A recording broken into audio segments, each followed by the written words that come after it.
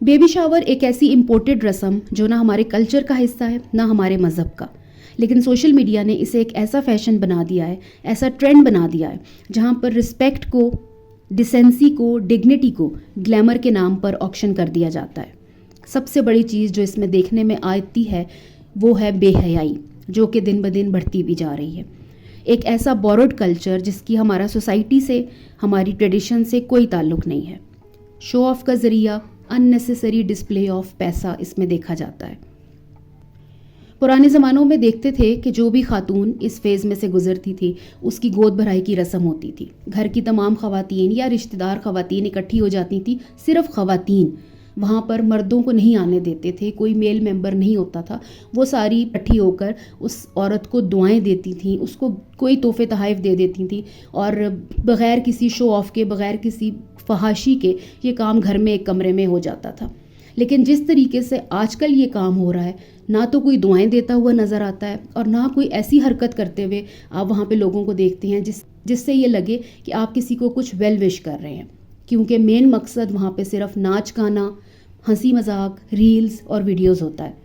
इकरा कमल का baby shower का function हम सब ने देखा, सोशल मीडिया भरा हुआ है। कोई रील उठा लें, कोई स्टोरी उठा लें, कोई वीडियो उठा लें, इकरा कमल का बेबी शावर। ऐसा लगता है कि इस दुनिया में कोई पहला बच्चा है जो पैदा होने लगा है, ना इसके बाद शायद किसी का बच्चा होना है, ना इससे पहले किसी का बच्चा हुआ है। इकरा कमल का बेबी इस दुनिया में आएगा तो शायद घुट्टी से ज़्यादा, अजान से ज़्यादा उनको इस चीज़ की फ़िक्र होगी कि वो लोगों के सामने आके अनाउंस करें, वेलकम टू सिस्ट्रोलॉजी, सिस्ट्रोलॉजी हाउस में एक नए मेंबर का इजाफा हुआ है। हाय दोस्तों, मैं हूँ इकरा कनवल का बेबी, पैदा हो गया हूँ और अब वार्ड से बाहर जा रहा हूँ। फॉलो कर लो आप लोग। इस इवेंट के दौरान बहुत सारी चीज़ें देखने और सुनने में आई। सबसे पहले तो मुझे ये समझ नहीं आती कि हमारी सोसाइटी में ये कल्चर किस लाइन से अडॉप्ट किया जा रहा है और इतना ज़्यादा फैलता ही चला जा रहा है।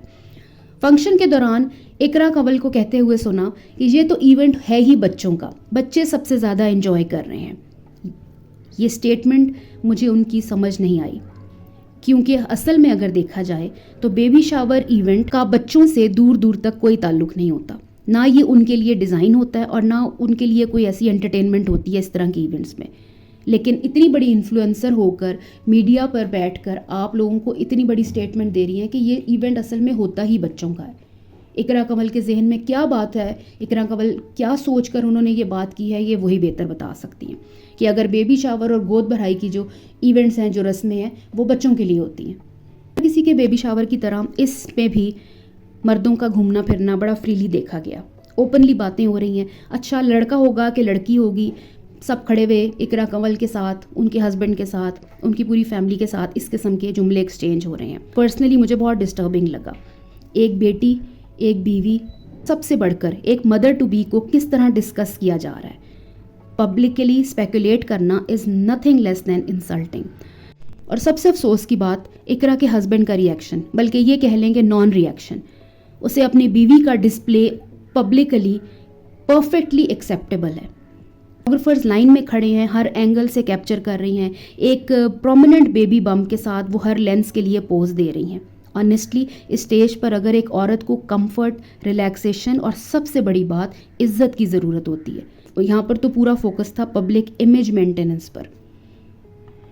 मुझे ये देख के बहुत हैरानी हुई कि उसके हस्बैंड को या उसके बाप को एक लम्हे को भी शर्म नहीं आई कि हम अपनी बेटी को किस तरह लोगों के सामने एक्सपोज कर रहे हैं, हम किस तरह उसका तमाशा बना रहे हैं लोगों के सामने।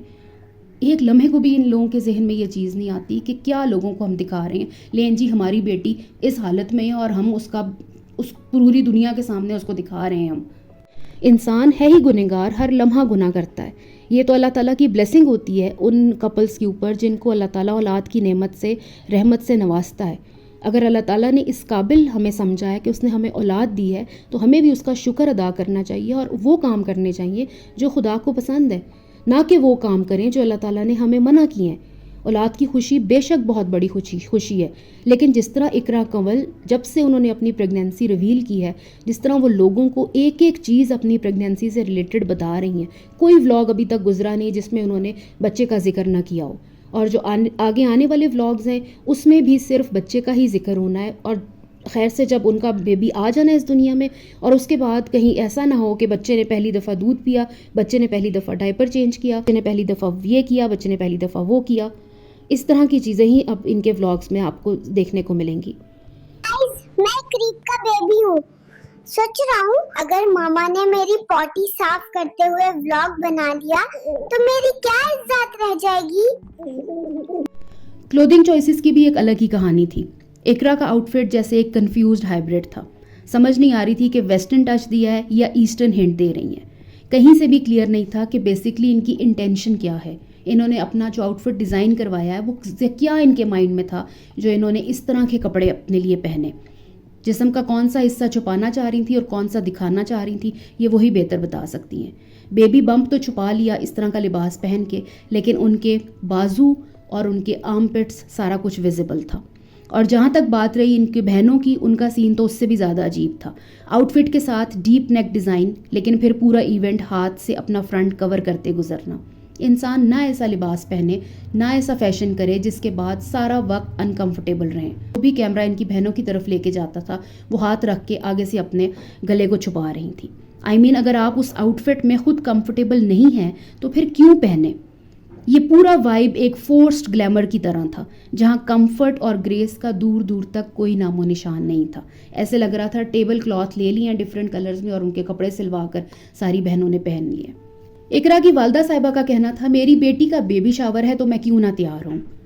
बिल्कुल ठीक बात है, औलाद की खुशी बहुत इंपॉर्टेंट होती है, आंटी को तैयार होना भी चाहिए था। लेकिन पता नहीं आंटी को वक्त गुजरने के साथ साथ, उम्र बढ़ने के साथ साथ क्या होता जा रहा है कि आंटी का अपना दुपट्टा भी गायब हो गया। अब जिस माँ को अपने दुपट्टे की होश ना हो, या वो अब खुद दुपट्टा लेना अच्छा ना समझे, या वो ना ले रही हो, तो उसकी फिर बेटियाँ आगे से इसी तरह के ही कपड़े पहनेंगी। वो फिर उसमें बेटियों का शायद कोई कसूर भी नहीं है अगर माँ खुद ऐसी हरकतें कर रही हो। जिस बेबी शावर का इतने दिनों से शोर था, इकरा कमल कहती थी मैंने वेन्यू डिसाइड करना है, मैंने ये तैयारी करनी है, मैंने वो तैयारी करनी है, लेकिन असल में वो सारा इवेंट एक स्पॉन्सर्ड कल्चर था। डिकॉर से लेकर केक तक हर चीज़ स्पॉन्सर्ड थी। मेरा ख्याल है कि एक पैसा खर्च किए बगैर इवेंट हो गया और पूरी वीडियो बना के ऐसा दिखाया गया जैसे कोई हाई बजट लग्जरी सेलिब्रेशन थी। लेकिन असल में सबका मेन गोल क्या था?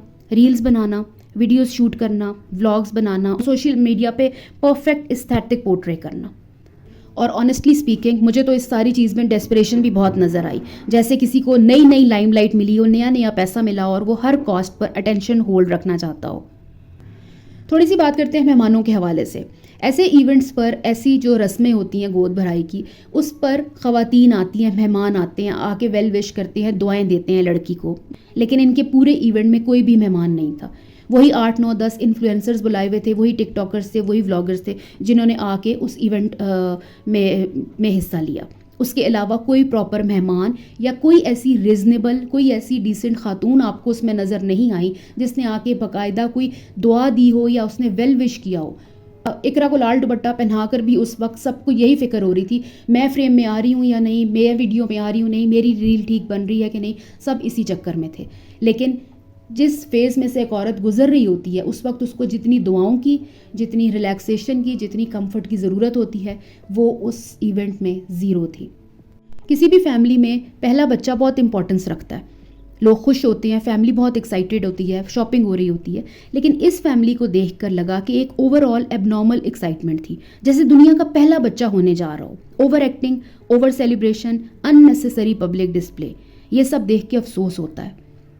और मुझे पर्सनल डिसअपॉइंटमेंट उनके वालिद साहब से और उनके शौहर से हुई, जो अपनी बेटियों को, अपनी बीवी को इस तरह अनफिल्टर्ड एक्सपोजर दे रहे हैं।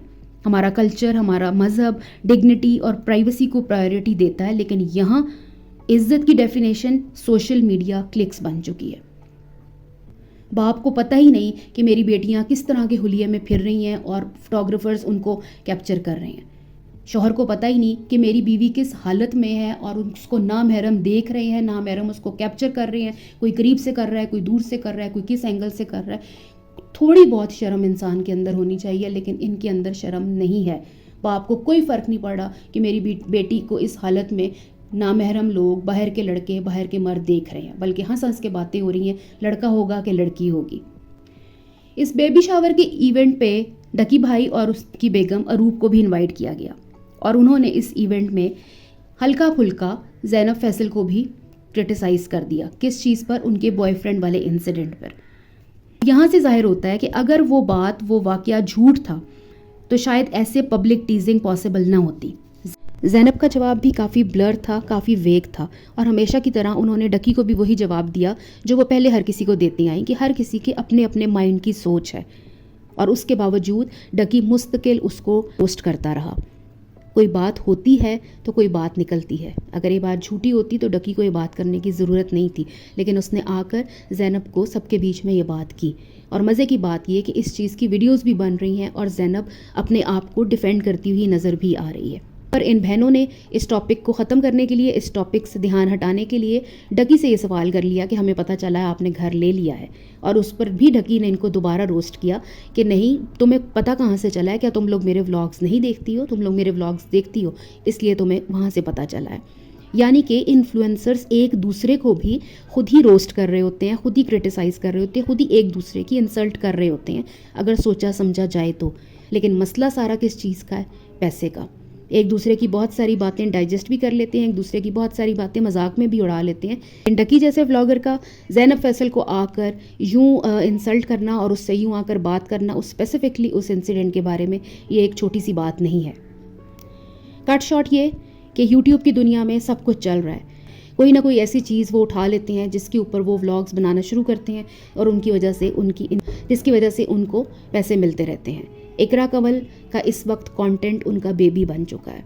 उसमें वो ये नहीं देख रही कि मैंने क्या बात करनी है, क्या बात नहीं करनी, किस चीज़ को दिखाना है और किस चीज़ को छुपाना है। इसी तरह उनकी बहनों का भी इस वक्त यही टॉपिक है। हम खाला बनने वाली हैं और खाला खाला हो रही है।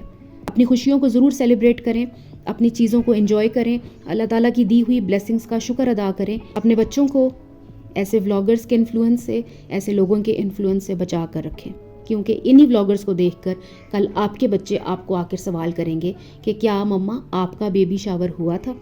अपना बहुत ख्याल रखिएगा। अल्लाह हाफ़िज़।